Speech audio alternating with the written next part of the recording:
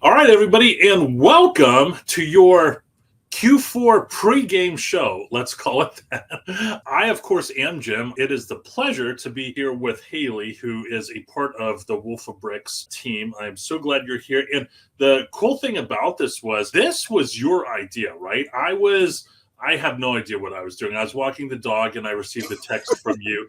And you said, "Hey, I have a great idea for a video, not just one video, but 3 videos."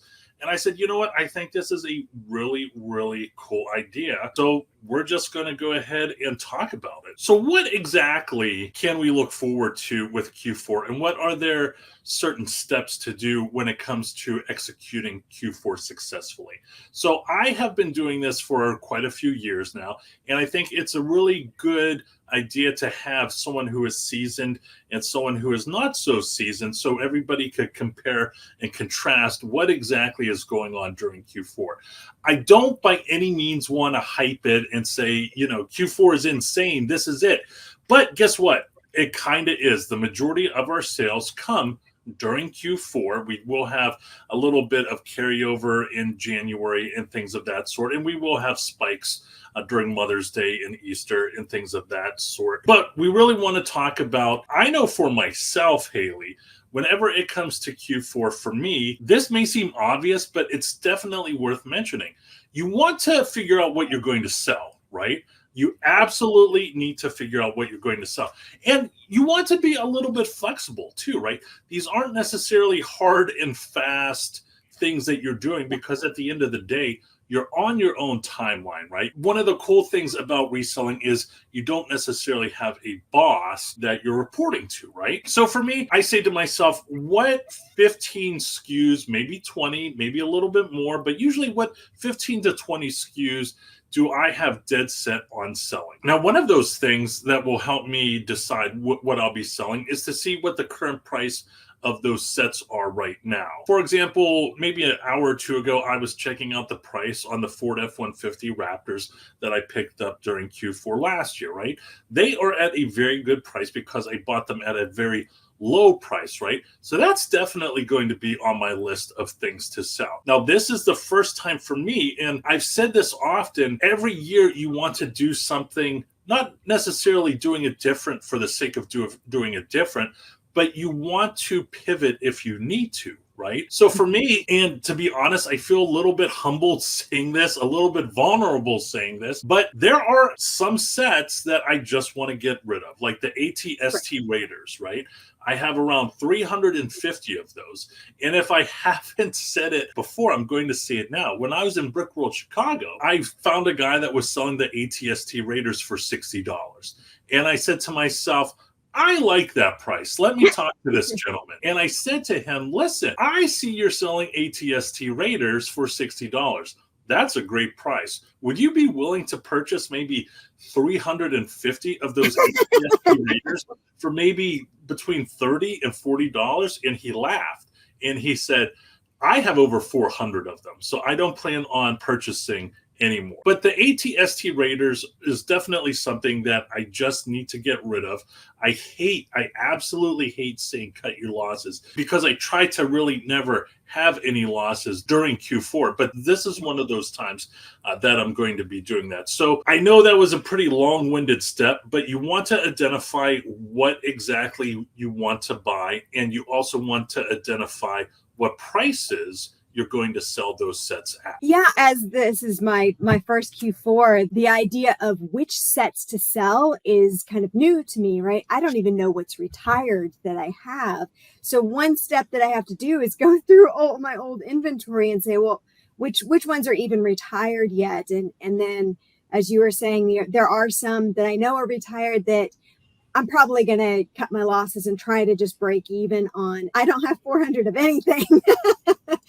But I got onesies and twosies, that I might want to get rid of, just to be able to use that money somewhere else. Because if you're not getting a return on investment and you don't expect that to go 3 or 4x beyond, then you're just wasting money by holding on to it. And from my perspective, I'm all about the, the compounding interest. Thank you. Right. Yeah. So if you're not getting interest at all for years, then nothing's compounding. The process of going through, because I was not smart about the SKUs, I didn't find your channel early enough.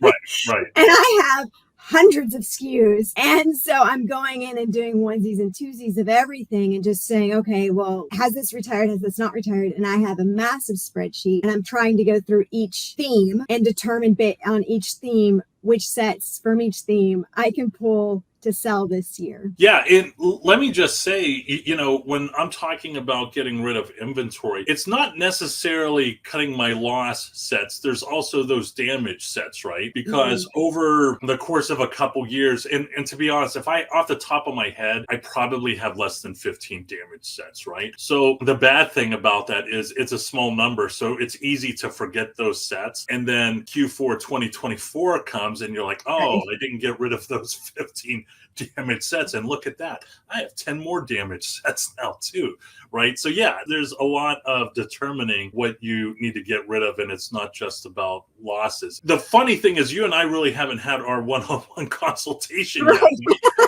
So what I'm about to say, I could only guess at, but one of the common things when it comes to VIP members, when they show me their inventory, is they have grown rather wide, right? And it's not as tall as what they would like, or even what I would like them to do. So there is some time to also get rid of those. And I'm just spitballing here. Maybe that one Beauty and the Beast Bella set that you got for 40% off at a Walmart or something like that. And then once that's out of the way, the more of the onesies and twosies that are out of the way, you could also focus on growing tall and just kind of maximizing your efforts. Yeah, absolutely. Make it a bit simpler to manage. So another thing for me is, and the reason why I made this YouTube channel is so people could have a faster learning curve than I had. So for me, I really didn't realize this until year 2 or 3, but you really want to eventually do more buying than you are selling during a Q4, right? And the thing about it is, if you are a greener person, there may be opportunity for you to have more time buying. And what I mean by that is, I've said it quite a few times, my first, second, and maybe even my third Q4, I was done selling before Thanksgiving, right? And then I had all of my buddy resellers come up to me in December, first week of December. They're like, "Are you still killing it?" And I'm like, "Heck yeah, I'm still killing it."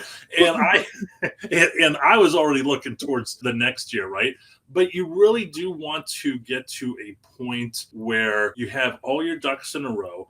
Everything is streamlined whenever it comes to selling, and you could focus more and more on the buying piece. And that's something that I'm definitely thinking about more than me selling, which, I kind of have the luxury that my warehouse is out of state and I have someone managing that during Q4, and we'll have some extra employees come in.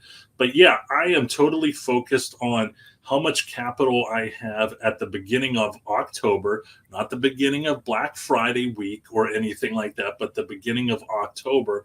And then I want to see, what that cash flow is, what's coming in, what's coming out, and what things I'm buying, so I could have a successful Q4 2024 and a successful Q4 2025.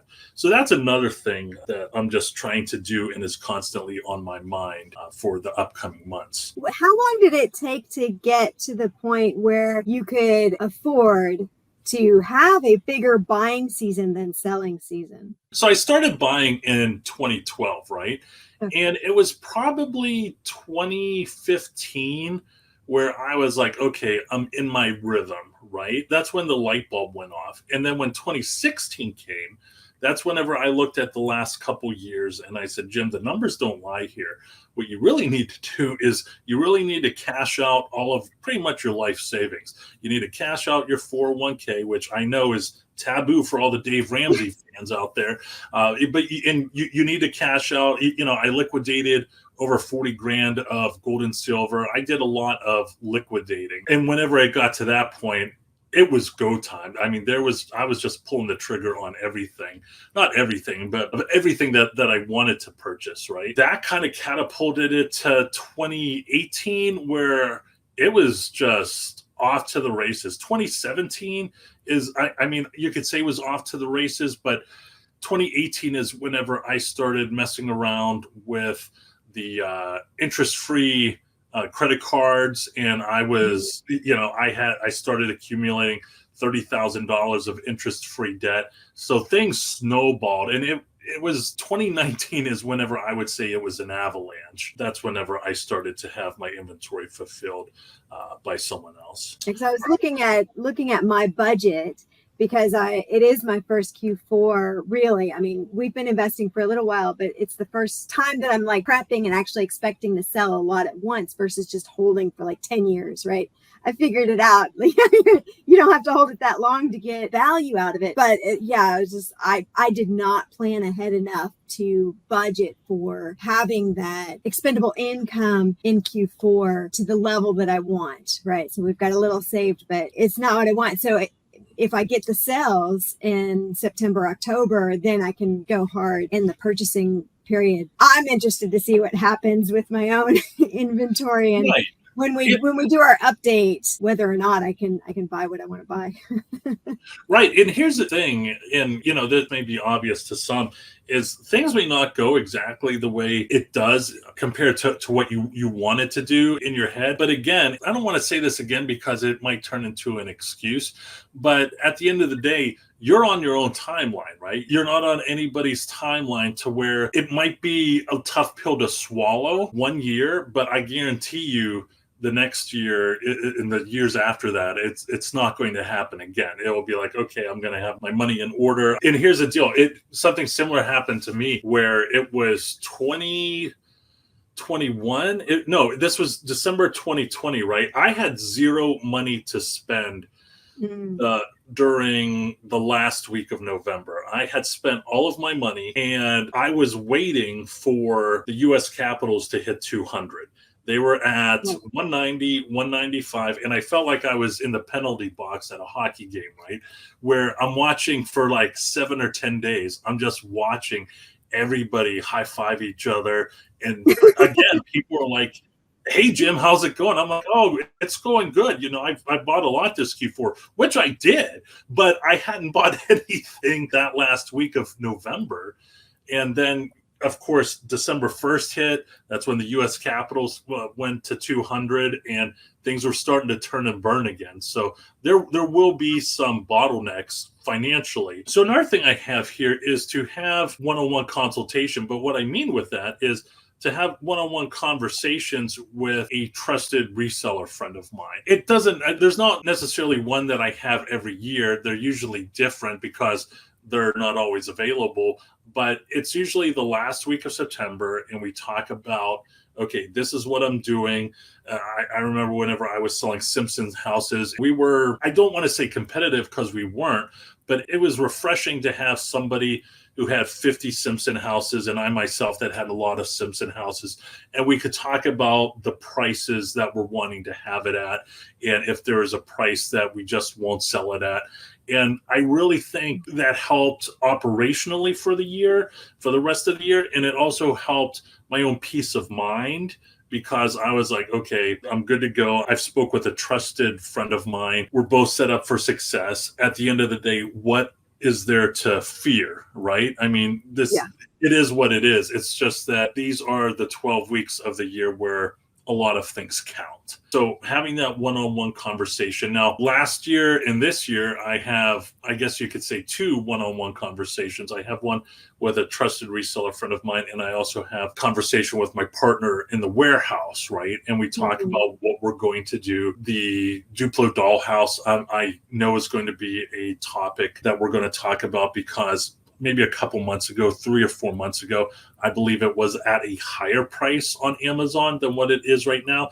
And granted, it's been a good 3 or 4 weeks since I've checked that price. So the price might be fluctuating, but that, in a perfect world, that is a set that really needs to go this Q4, and it needs to go at a good price. And it will definitely go at a better price than the ATST Raiders. But there is a, I guess, psychological call with a trusted reseller friend of mine. And then there's more of a black and white binary call with my partner at the warehouse. Yeah, I think with me, I'm doing a lot of research on YouTube and then the conversations that we have in the Patreon. And that's kind of where I'm getting your floor price, right? And because I sell on Mercari and eBay versus Amazon, because I don't feel like I have the inventory that's ready to sell on Amazon yet, but you have a floor price and you have a starting price, right? So just getting that idea of, okay, I'm going to start it here. Where do I really want to say, yeah, I'm not going any lower, because you can bid back and forth on a few of those platforms. And sometimes, when you're bidding on them and you're trying to get these great sets for a discount, you can get into that trap of bidding too high. But you can go the other way too, where you get into the trap of selling too low because you get excited about selling the set. So I want to make sure I don't fall into that trap either. Yeah, and another thing is the retirement list is always out there, right? And for me, Brick Fanatics, and I need to post the latest update on wolfofbricks.com. I really don't say it for a flex, but it really is one of the most accurate lists out there. So for those of you that may say to yourself, oh, I wonder what Jim chats about during the group chats, right? Well, we talk about the retiring list, and one of the questions that is asked to me is, what do I think of it? And I say, well, I think it's a good retirement list. At the same time, I want to see what Duplo sets are retiring, right? And the Duplo retirement list is out there. If you know how to get it, you know how to get it. And honestly, at the end of the call, if that's something that you wanted for me to share with you, I'm happy to share it. I have yet to share that with the Patreons yet. That will be in the upcoming group chat. But yeah, there are, I don't want to say last minute curveballs, but there might be an occasional set that Lego will decide not to retire, like the Harry Potter Prisoner of Azkaban purple bus, the triple decker bus or double decker bus, whatever it is. That's thank you. That's good information.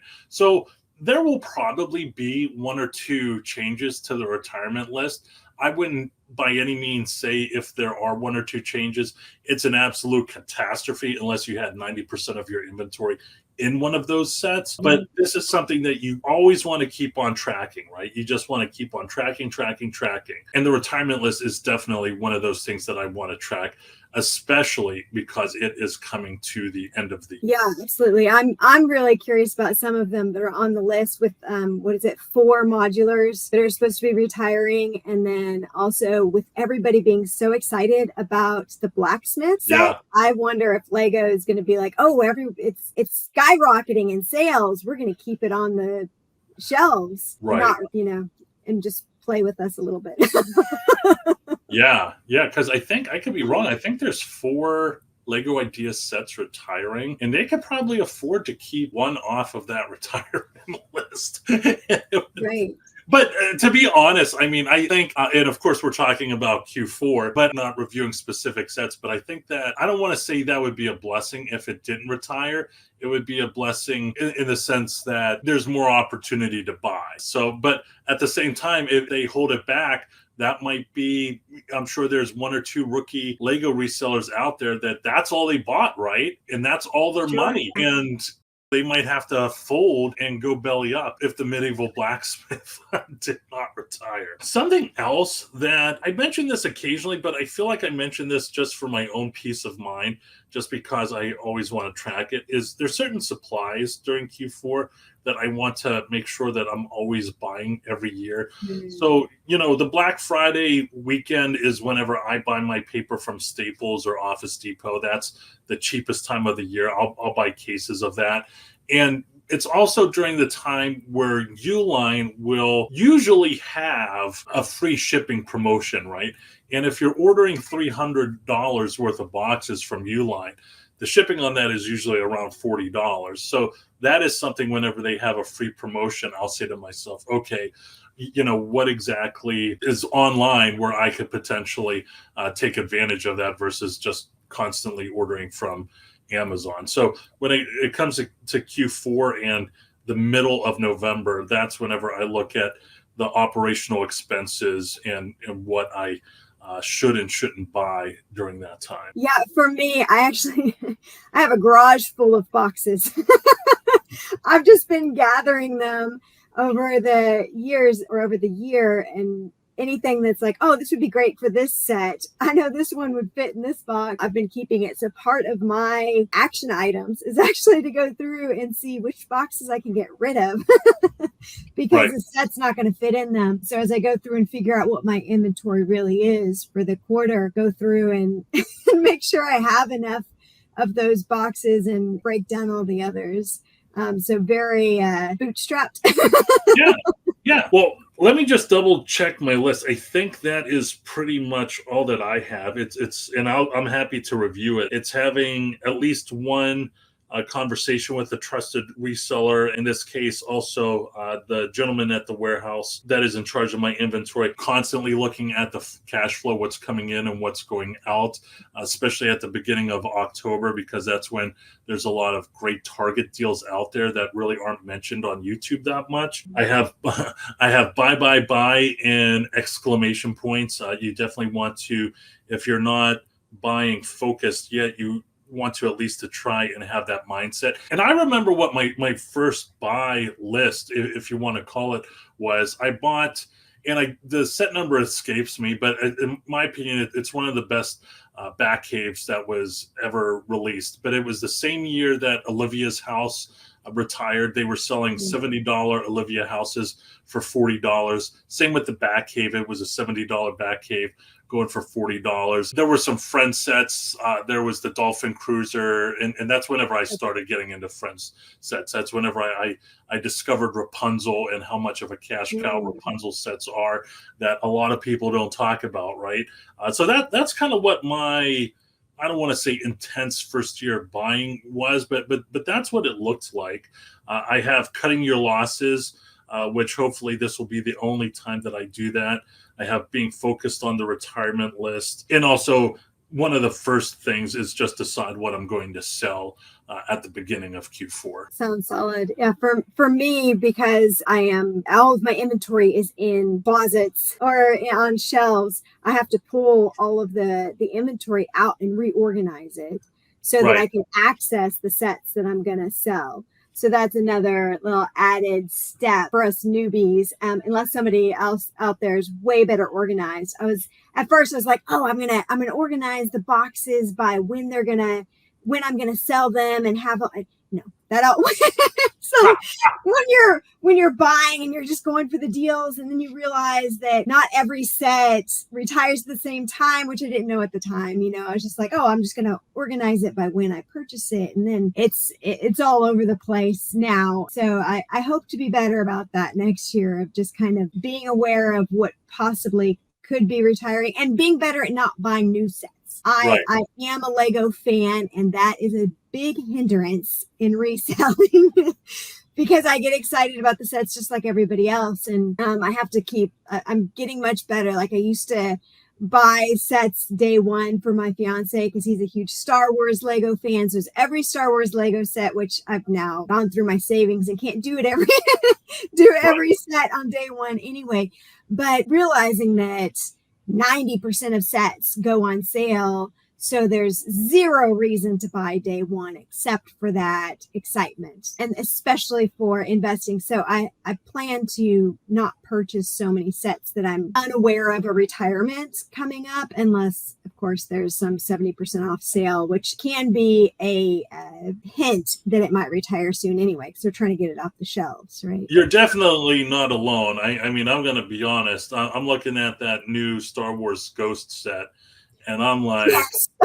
I mean, in addition to that, I mean, they're talking about next year, the 2024, there's going to be a Millennium Falcon the same size as the Super Star Destroyer. And a part of me is saying, I could just bricklink the first mid-size Millennium Falcon for like $70, right? And then and just call it a day. So yeah, I mean, I've spent more on Bricklink since Brickworld Chicago than I have in my entire life, and it's it's and we'll talk about mocks. And there's actually something that I when we're done with this call, I wanted your opinion on, because I wasn't sure if this would be a good idea or not. So yeah, I think that pretty much does it for this video. Now this is going to be a 3-part series, if you want to call it that. This is going to be the first video. The intention of this video is to talk before Q4. The second one will be to talk in the middle of Q4, see how it's going. And then come January, we'll look back and the dust will be cleared, and we should all be smiling.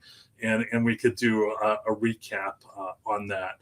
So that's it for me. Haley, do you have anything else? No, I think that's good. Awesome. So if you like this long form comment, please give us a like and say something in the comments section. I'm curious to hear what kind of feedback people have for this video right here.